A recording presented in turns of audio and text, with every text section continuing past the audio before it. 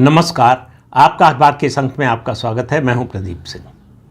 कांग्रेस के नेता और लोकसभा में प्रतिपक्ष के नेता राहुल गांधी जब भी बोलते हैं तो एक बात तय होती है, और जिसका भी फायदा हो उनकी बात से कांग्रेस का फायदा नहीं होता। वो दरअसल आते हैं कांग्रेस का पक्ष रखने के लिए, कांग्रेस की मजबूती दिखाने के लिए, कांग्रेस का भविष्य सुनहरा होगा ये बताने के लिए, लेकिन जो वो बोलते हैं उसका ठीक उल्टा असर होता है।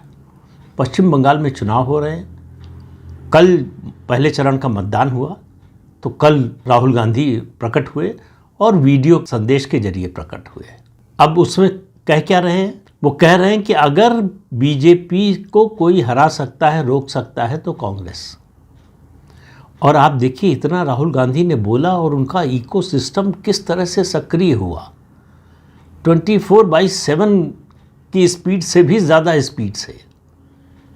कई पत्रकारों को मैंने सुना, खासतौर से अंग्रेजी के, कि राहुल गांधी ममता बनर्जी को, तृणमूल कांग्रेस को हेड ऑन ले रहे हैं।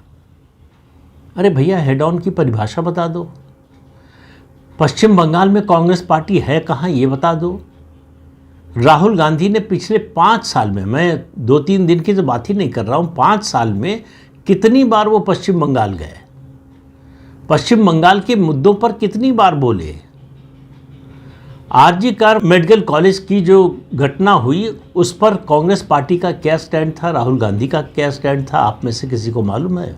संदेश खाली पर राहुल गांधी का क्या स्टैंड था, आपको मालूम है? इस तरह से आप देखिए कि पश्चिम बंगाल में जो जो हुआ है, जिस तरह से न्यायिक अधिकारियों का घेराव हुआ, कलकत्ता हाई कोर्ट के चीफ जस्टिस और चीफ जस्टिस ऑफ इंडिया दोनों की टिप्पणियां सुन लीजिए। उस पर राहुल गांधी का कोई बयान आया क्या? तो राहुल गांधी किसको हेड ऑन ले रहे हैं? अगर जो लोग कह रहे हैं तृणमूल कांग्रेस को हेड ऑन ले रहे हैं, वो किस दुनिया में रह रहे हैं?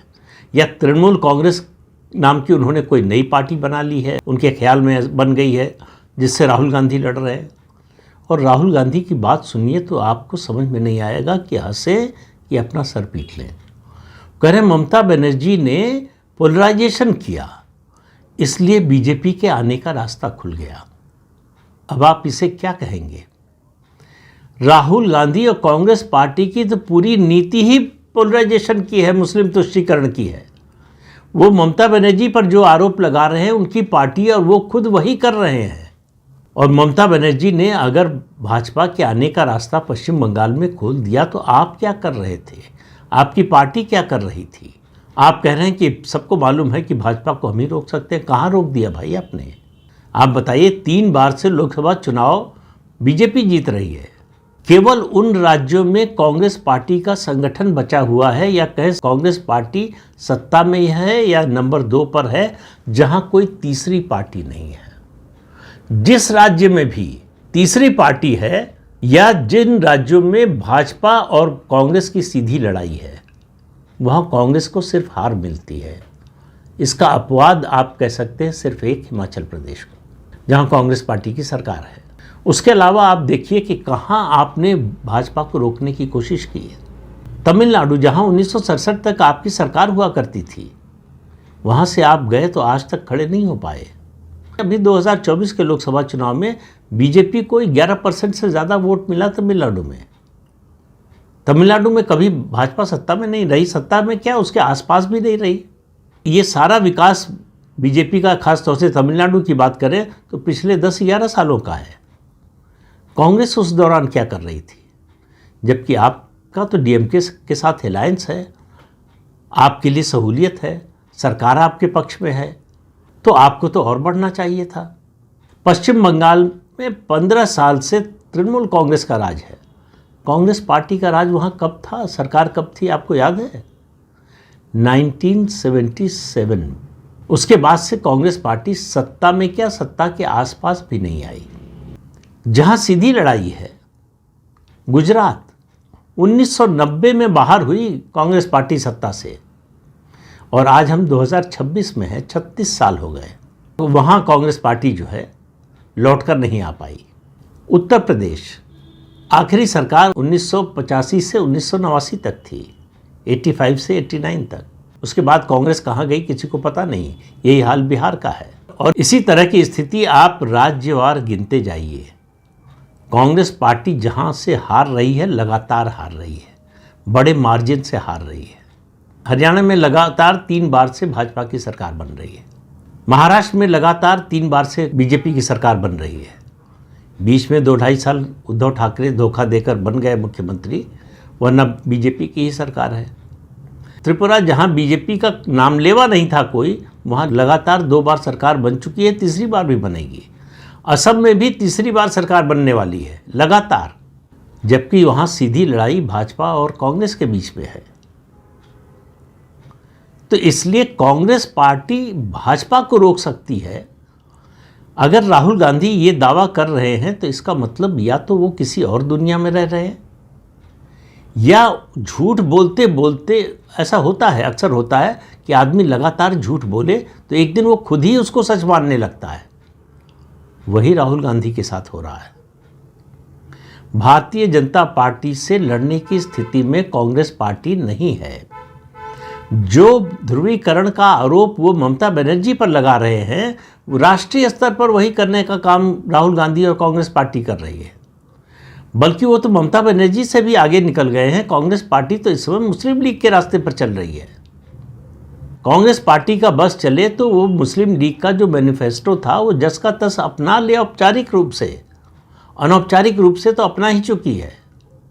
कौन सा राज्य है जहां कांग्रेस पार्टी बढ़ी है राहुल गांधी जब से राजनीति में आए हैं? एक नाम आप तेलंगाना का ले सकते हैं, बढ़ी है मतलब घटने के बाद बढ़ी है। जब तक राजशेखर रेड्डी थे, अनडिवाइडेड आंध्र प्रदेश में कांग्रेस पार्टी की सरकार थी लगातार 2 बार, 2004 और 2009। 2009 में दूसरे कार्यकाल के बीच में ही राजशेखर रेड्डी का देहांत हो गया, हेलीकॉप्टर दुर्घटना में मारे गए। अब उसको लेकर बहुत तरह के संदेह हैं, उसके बारे में स्पष्टता कभी नहीं हुई, तो उसकी बात करने का कोई फ़ायदा नहीं है। लेकिन उसके बाद कांग्रेस जो है वो आंध्र प्रदेश से उसका सफाया हो गया और आज तक उभर नहीं पाई है। जबकि कांग्रेस पार्टी ने आंध्र प्रदेश का विभाजन कराया, उसका भी श्रेय उसको नहीं मिला, नया राज्य बनवाने का। तेलंगाना में लगातार 2 बार केसीआर की सरकार रही, इस बार तीसरी बार कांग्रेस की सरकार बनी है और उसमें भी बड़ा योगदान भारतीय जनता पार्टी की अपनी गलतियों का है। लेकिन एक छोटे से राज्य हिमाचल प्रदेश, तेलंगाना और उसके अलावा कर्नाटक, ये 3 राज्य हैं जहां कांग्रेस पार्टी की सरकार है और राहुल गांधी का दावा है कि बीजेपी को वही रोक सकते हैं। कहाँ रोक रहे हैं? बिहार में आप आरजेडी की बैसाखी के बिना खड़े नहीं हो सकते। उत्तर प्रदेश में समाजवादी पार्टी की बैसाखी के बिना आप खड़े नहीं हो सकते। आप तय ही नहीं कर पा रहे हैं कि पार्टी को अकेले चलकर खड़ा करना है या गठबंधन में चलना है। तो न तो आप अकेले चलने की शक्ति रखते हैं, न इच्छा शक्ति है वो, क्योंकि ये आसान काम नहीं होता। उसके लिए संघर्ष करना पड़ता है, सड़क पर उतरना पड़ता है, लोगों के बीच जाना पड़ता है। चुनाव के समय और वो भी मतदान के दिन अगर वीडियो संदेश के जरिए आप राजनीति करना चाहते हैं, चुनाव जीतना चाहते हैं, तो फिर अच्छा हो कि आप राजनीति छोड़ दें, क्योंकि आप सीधे सीधे कह रहे हैं कि आपके बस की बात नहीं है। अब आप देखिए, मतदान के दिन आप क्या बोल रहे हैं? आप कह रहे हैं कि तृणमूल कांग्रेस ने भाजपा के लिए रास्ता खोल दिया। मतलब आप चुनाव नतीजे की घोषणा कर रहे हैं कि भारतीय जनता पार्टी पश्चिम बंगाल में सत्ता में आ रही है। तो ममता बनर्जी ने रास्ता खोल दिया। ममता बनर्जी को आखिर कांग्रेस से क्यों जाना पड़ा? कांग्रेस एक राष्ट्रीय पार्टी है, उससे निकलकर ममता बनर्जी ने 1998 में अपनी अलग पार्टी बनाई, तृणमूल कांग्रेस, संघर्ष किया और 98 के बाद 2011 में 13 साल में सत्ता में आ गई और 15 साल से सत्ता में है। कांग्रेस ने क्या किया? कांग्रेस न तो ममता बनर्जी को रोक पाई पार्टी में और न ही ममता बनर्जी से लड़ पाई। जिस सीपीएम से लड़ने का दावा कर रहे थे उसी से हाथ मिला लिया, पिछले चुनाव में गठबंधन कर लिया। नतीजा क्या हुआ? एक भी सीट नहीं आई। 2016 में कांग्रेस पार्टी को 44 या 46 सीटें मिली थी विधानसभा की, और 2021 में कितनी मिली? 0। ये उपलब्धि है राहुल गांधी की, जो कह रहे हैं कि भाजपा से वही लड़ सकते हैं। पहले तो बताएं कहाँ लड़ रहे हैं वो भाजपा से। जहां भाजपा से लड़ते हैं वहां तो हार तय होती है। जिन राज्यों में उनकी पार्टी का, फिर कह रहा हूं, संगठन बचा हुआ है और भाजपा से मुकाबले में है, जीतने के लिए नहीं मुकाबले में है, वो वही राज्य हैं जहां कोई तीसरी पार्टी नहीं है। झूठ बोलने के लिए थोड़ा नहीं, बहुत ज़्यादा बेशर्मी की ज़रूरत होती है, बड़ी मोटी खाल की ज़रूरत होती है।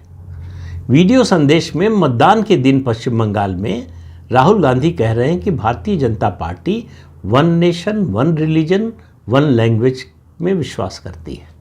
अब भारतीय जनता पार्टी के किस नेता ने ये बात कही? भारतीय जनता पार्टी के नेताओं ने ये बात, और ख़ास तौर से प्रधानमंत्री नरेंद्र मोदी ने वन नेशन वन इलेक्शन की बात ज़रूर कही है, और उसके लिए वो संविधान संशोधन विधेयक लाने की तैयारी भी कर रही है। ऑल पार्टी मीटिंग हो चुकी है, सारे स्टेक होल्डर्स से बात हो चुकी है, उसके लिए पूर्व राष्ट्रपति की अध्यक्षता में कमेटी भी बन चुकी, उसकी रिपोर्ट भी आ चुकी। लेकिन one nation one religion one nation one language, इसकी बात तो भाजपा ने कभी की नहीं। लेकिन राहुल गांधी को सफ़ेद झूठ बोलने में कोई संकोच नहीं होता। वो कुछ भी बोल सकते हैं, कुछ भी कह सकते हैं, किसी पर कोई भी आरोप लगा सकते हैं। तो उनकी नज़र में हर राज्य में जहां भाजपा जीत रही है वहां दूसरी पार्टियां उसके लिए जिम्मेदार हैं। और चूँकि पश्चिम बंगाल में चुनाव हो रहा है तो वहाँ तृणमूल कांग्रेस जिम्मेदार है। तो राहुल गांधी कम से कम ये तो बता देते कि भैया असम में तो आप और भाजपा ही आमने सामने हैं। भाजपा तीसरी बार सरकार बनाने जा रही है, तो भाजपा को ये रास्ता किसने दिखाया? भाजपा के लिए ये दरवाज़ा किसने खोला?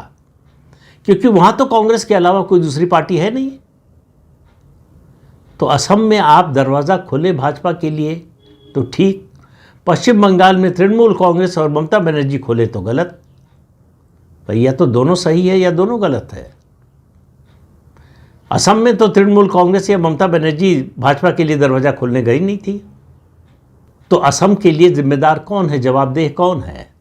और असम में भाजपा पहली बार 2016 में आई सत्ता में, जब राहुल गांधी कांग्रेस में आ चुके थे। 2004, 2009 और 2014 3 लोकसभा चुनाव जीत चुके थे, कांग्रेस के महामंत्री और उपाध्यक्ष रह चुके थे। और वैसे पद का कोई मतलब नहीं है गांधी परिवार के लिए, सत्ता उन्हीं के हाथ में रहती है, पद रहे न रहे इससे कोई फर्क नहीं पड़ता है। प्रधानमंत्री नहीं थी सोनिया गांधी, लेकिन वो सरकार चलाती थी। तो ये परिवार जो है उसके पास कौन सा पद है या नहीं, इसका कोई मतलब नहीं है। कांग्रेस पार्टी और कांग्रेस पार्टी की सरकार है तो सत्ता उनके हाथ में है, परिवार के लोगों के हाथ में है।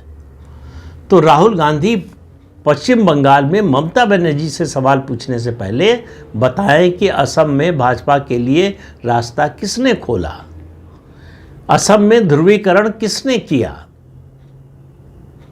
इसका जवाब उनके पास न होगा, न हो सकता है। राहुल गांधी एकमात्र ऐसे नेता हैं देश के जो अपनी पार्टी की पराजय, अपनी पार्टी की कमियों, अपनी पार्टी की गिरती साख के लिए अपने और अपनी पार्टी के नेताओं के अलावा सबको दोषी मानते हैं। उनका मानना है कि कांग्रेस की ये जो दुर्गति है इसके लिए वो और उनका परिवार जिम्मेदार नहीं है, बाकी सारा देश जिम्मेदार है। लेकिन इससे राजनीतिक स्थिति या इससे जो है वास्तविकता तो बदलती नहीं है। कांग्रेस पार्टी का अगर खाता भी खुल जाए पश्चिम बंगाल में तो ये बड़ी बात होगी, बड़ी उपलब्धि होगी। और ये बात राहुल गांधी को मालूम है, इसलिए चुनाव प्रचार करने के लिए, नाम मात्र के लिए, दिखाने के लिए शायद 1 बार या 2 बार गए हैं, उसके अलावा नहीं। जो ममता बनर्जी से लड़ रहा था अधीर रंजन चौधरी, उसको प्रदेश अध्यक्ष पद से हटा दिया। तो सवाल यह है कि राहुल गांधी ममता बनर्जी से लड़ना चाहते हैं या दोस्ती करना चाहते हैं। पहले अपने मन में वो तय कर लें कि किससे उनको लड़ना है और किसका साथ देना है। तो अगर ममता बनर्जी से लड़ना है तो ममता बनर्जी इंडिया अलायंस में क्यों हैं? लेकिन इन सब सवालों का राहुल गांधी के पास कोई जवाब नहीं है। वो शूट एंड स्कूट की जो रणनीति होती है उसमें विश्वास करते हैं कि बोलो, आगे बढ़ जाओ, बाकी लोग फैक्ट चेक करते रहें, झूठ साबित कर दें तो कर दें, हमसे कोई मतलब नहीं, हम नया झूठ बोलेंगे। फिर फैक्ट चेक करो, फिर हम नया झूठ बोलेंगे। तो इससे वो राजनीतिक रूप से प्रासंगिक बने रह सकते हैं, लेकिन चुनाव नहीं जीत सकते, अपनी पार्टी को आगे नहीं बढ़ा सकते, अपनी पार्टी को मजबूत नहीं कर सकते। ये बात राहुल गांधी और उससे ज़्यादा मैं बार बार कहता हूं कि कांग्रेस के उन नेताओं को समझ लेनी चाहिए जिनको लगता है कि कांग्रेस पार्टी में उनका राजनीतिक भविष्य है। जब पार्टी का ही भविष्य नहीं है तो आपका भविष्य कहाँ से होगा। तो इस अंक में इतना ही, अगले अंक में फिर मिलेंगे किसी नए मुद्दे के साथ। तब तक के लिए अनुमति दीजिए। आपसे अनुरोध है कि चैनल देखिए, शेयर कीजिए, लाइक कीजिए और सब्सक्राइब जरूर कीजिए। नमस्कार।